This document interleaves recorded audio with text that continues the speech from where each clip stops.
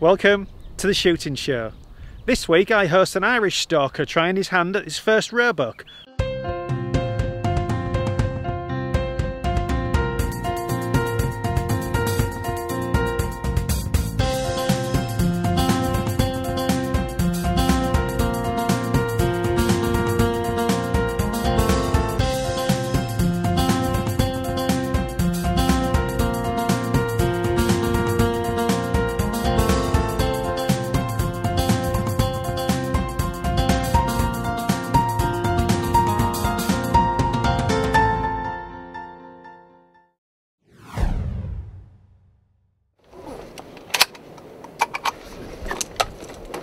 The roebuck season is finally here, and I've been invaded by the Irish. This morning I'll be taking one of my guests from the Emerald Isle, Stephen Dunbar, to a promising location.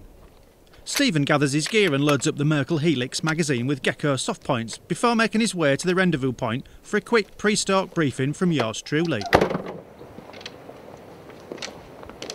Okay, Stephen, I showed you around yesterday. That's we right, spent the whole afternoon having a good look round. We saw a lot of sign, a lot of fresh scent scraping, roebuck sign. Yeah, good marks along the places there, yeah. Yeah, fraying everywhere. Yeah, they're getting lively, all right. All right. Lively. So yeah, we saw a good sign of bucks. Are you familiar with the corner of the farm that you're going to walk around? Yeah, just down below High Seat, out round corner there at the bottom end. Yeah, you've got it. So off the boundary, yeah. You make your plan. You've got your corner. If you're up in the High Seat there. Just see which way the buck's going, work the wind obviously. Yeah. You're experienced stalker, safe shot, it's flat ground, but backstop's the important thing. Keep that in mind as best possible, yeah. Yeah, absolutely. Okay, so let's see how the Irish do it. We'll try our best anyway. Okay. Look at the Irish, hopefully. Clearly full of enthusiasm, Stephen is quickly into position. Conditions are looking good for a classic English low ground roe encounter.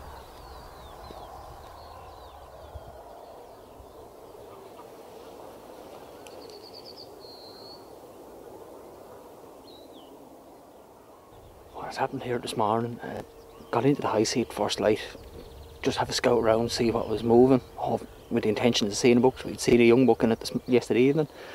Came back this morning, older buck ran off, the younger buck pushed him out of territory. He's moved back in from where he's came. What we've done now, we've came back to the upper end of the farm, got the wind right, and we're coming back along the hedgerow that he was moving up with the hope. We're going to be coming back this way, see what happens from there. We're clearly on the right track. Some fresh and very vigorous fraying and scraping in the hedge whet our appetites for the action to come, and get Stephen glassing even more intently. With the wind in his face and the sun on his back, Stephen just needs a bit of luck. If he catches up with one of the bucks he saw at first light, and it isn't chasing or being chased this time, he should be onto a winner. We stalk on and spot a major crossing point, well hidden on the near bank by hawthorns. But only the wildlife making its presence known right now are several pairs of geese and some distant lapwings.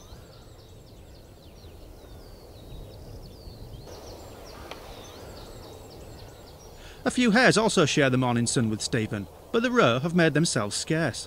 It's as if they know it's April and buck season. Just our luck.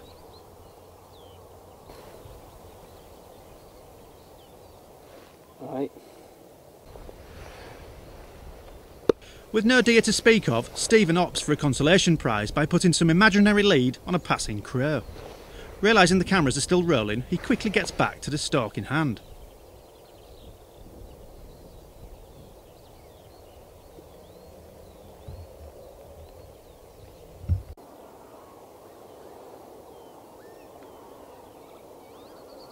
Stalking the next field, Stephen finally bumps into a buck. Initially, it marches straight towards Stephen, who is taken by surprise by its sudden appearance. Sensing something isn't right, the buck gently glides out over the wheat. Will it stop and look back? Stephen readies the helix on the sticks.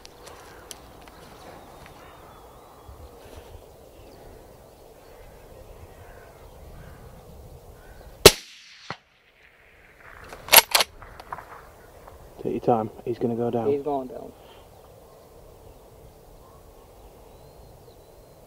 There he is.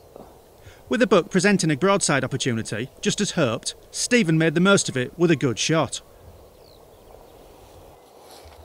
The buck didn't run far, but we're doing this follow-up by the buck. Stephen quickly locates the point where the buck took the bullet.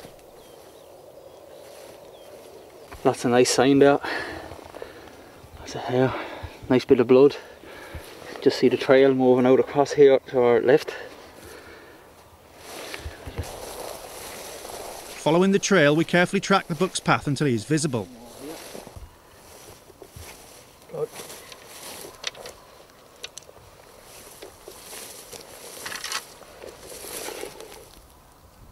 No blink reaction confirms a successful one-shot kill.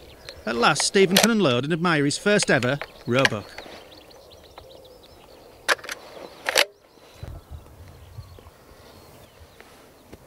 He is a beauty. So, first roebuck? First roebuck. We stopped in the bottom corner, just where we had said we had come in, hoping to cut across this lad's sign. Hadn't gone 20 yards. Buck was coming our direction to meet us. We'd obviously got it right. Stood a bit, didn't like what he saw, took out into the wheat here. Managed to bundle a shot into him somehow. Covered maybe 10 yards from one tramline to the other. Here we have him. First roebuck ever. Can't get much better than that. This buck is destined for my freezer via the larder. Stephen proceeds with the field gralloch and checks his shot placement.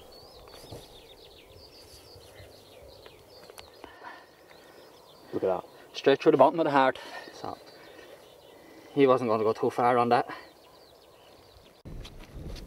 Stephen's kit performed well and he's a happy Irishman, and we're happy too, with the shooting show's first roebuck of 2014 on film.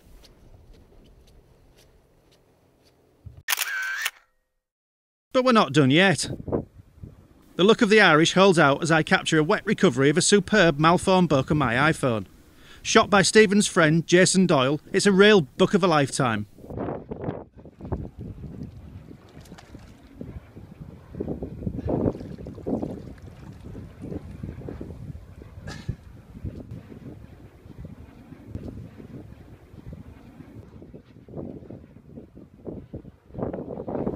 What do you say to that, Mr. Doyle? I'm a bit wet. Jeez, he's a special buck. Oh, he's lovely. Yeah. Hurry the up before my feet fall off. Say that again. Would you mind quickly taking the buck from me so I can get out of the icy water, please? Stephen and Jason there, proving that all the luck's with the Irish. And now, the shooting show news. This is the shooting show news, with the CLA Game Fair just 13 weeks away. Gamekeepers can continue to use traps after a European motion to ban them was defeated. MEPs voted overwhelmingly to reject a proposed amendment to animal health regulations that would ban Larson's and other live decoy traps. BASC and other shooting organisations worked with MEPs to ensure that the amendment was defeated by a 300-vote margin. BASC's Conor O'Gorman said the ban could have had far-reaching consequences. More on this story in the next issue of Modern Gamekeeping. There's a £26,000 reward up for anyone who can provide information leading to a successful prosecution after a string of raptor crimes in Scotland. Organisations including Scottish Land and Estates, the NFU Scotland and RSPB Scotland, as well as 200 members of the public, all contributed to the fund. This comes after 14 red kites and 5 buzzards were found within a 2-mile area. The Scottish Gamekeepers Association urged anyone with information to come forward. Visit the website on screen now to donate to the fund. BASC has helped police officers brush up on their firearms and wildlife law. Officers from Lancashire and Cumbria constabularies got a briefing on how to identify signs of poaching, as well as firearms legislation, how to check a certificate and the role BASC plays in the countryside. BASC's Duncan Thomas, who was involved in giving the training, said the course was a positive step that would improve how police interact with people engaged in shooting. Shooters are being urged to help with grey squirrel control in vulnerable areas. BASC and the Ulster Farmers Union have teamed up for a joint pest control scheme to protect Northern Ireland's native red squirrel, and farmers and land managers are encouraged to take part. This comes after the government admitted that it would be impossible to eradicate grey squirrels from parts of the UK, and repealed a regulation requiring landowners to report the presence of greys. And finally, there was an unusual guest at the National Gamekeepers Organisation's AGM, Martin Harper from the RSPB. He discussed the RSPB's policy on vertebrate control in its reserves, as well as its general approach to conservation. and he challenged gamekeepers to stamp out wildlife crime. Gamekeepers and the RSPB aren't known for getting along, but Mr Harper described the debate as healthy and friendly. That was the shooting show news.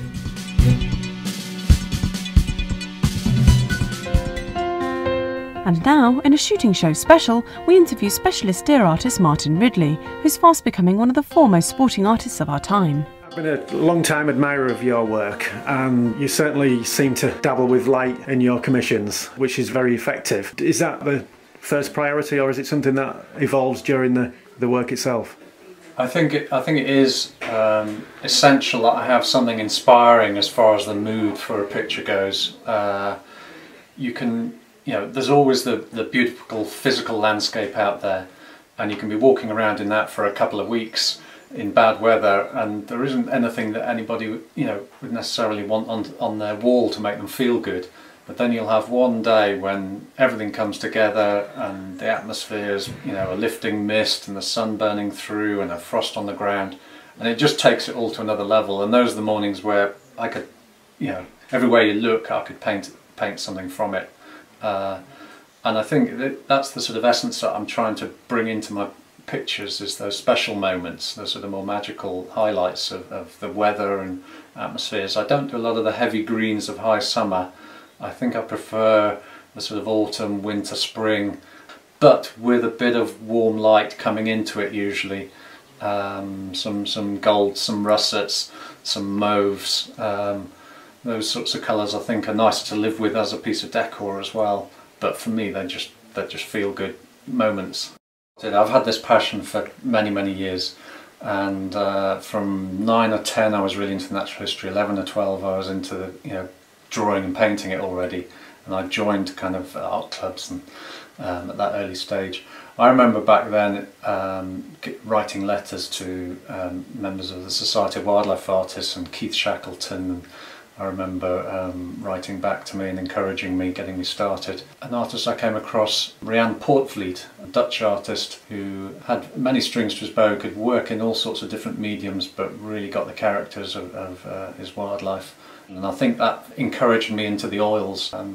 But you see wonderful artwork everywhere, and I think you're just cherry picking sort of little ideas and bits, and it all rolls together and becomes your own style as you combine it with your own inspirations and things that you encounter out there. You see another artist who you like to paint. If I could do something like he's done there, that would be fantastic. You'll start off doing a painting where you think you're going to do that, and it turns out to be a Martin Ridley every time, because there's too much history behind your technique.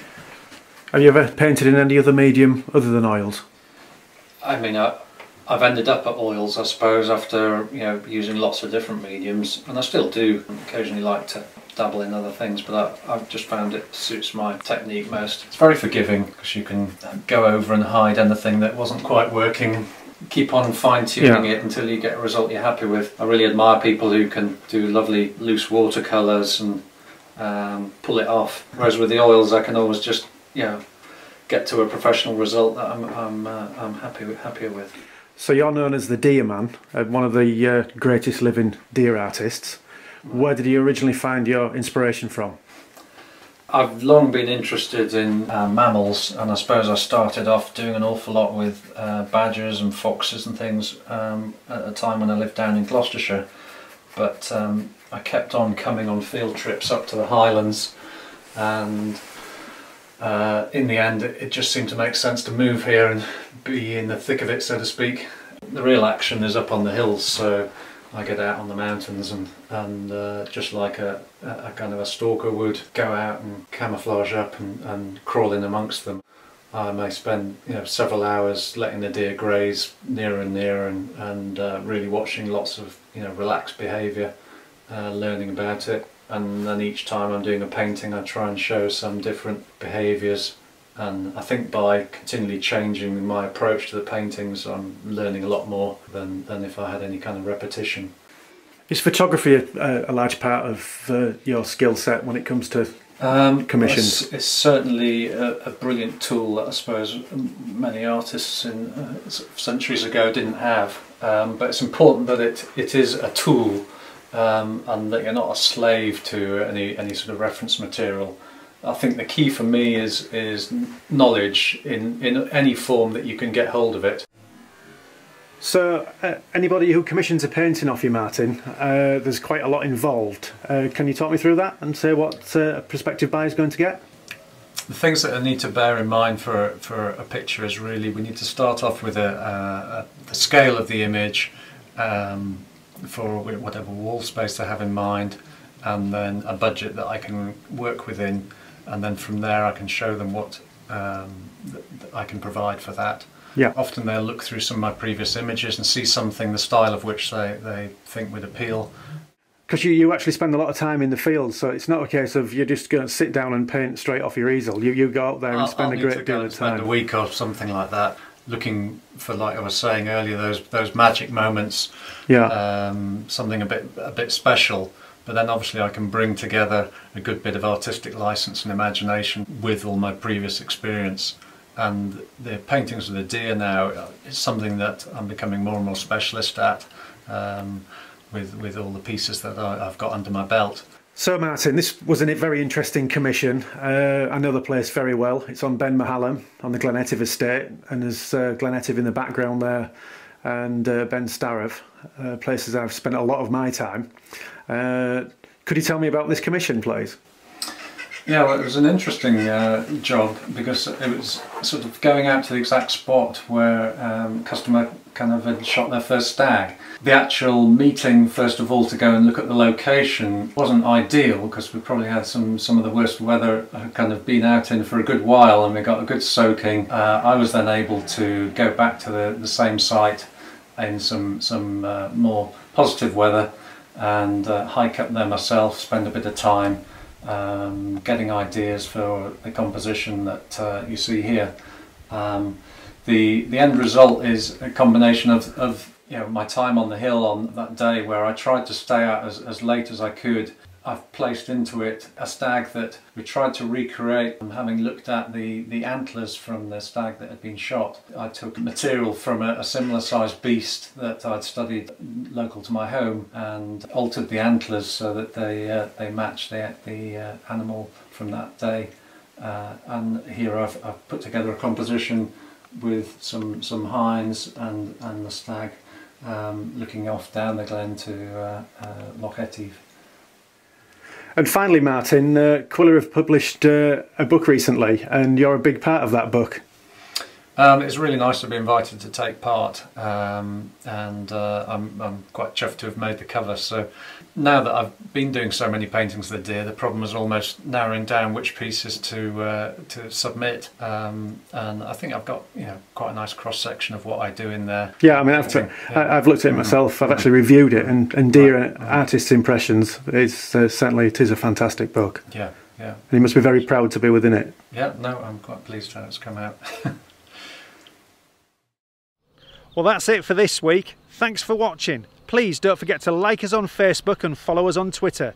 This has been The Shooting Show.